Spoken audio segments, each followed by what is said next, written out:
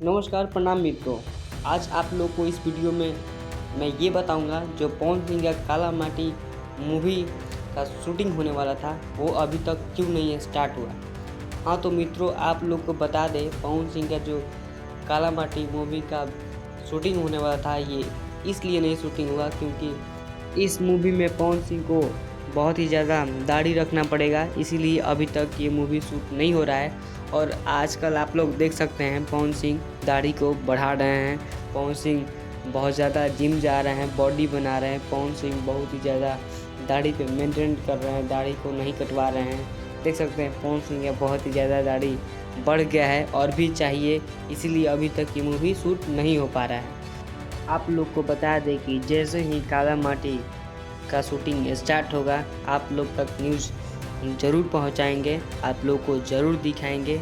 आप लोग मेरे चैनल से जुड़े रहिए, आप लोग को भोजपुरी के रिलेटेड हर न्यूज़ आप सबके पास पहुंचती रहेगी।